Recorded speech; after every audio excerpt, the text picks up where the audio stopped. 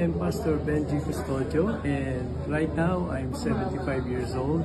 Since January, I started taking the stem cell, and I know my doctor was surprised that my blood sugar, because I am a diabetic, my sugar went to normal since then and up to the present time.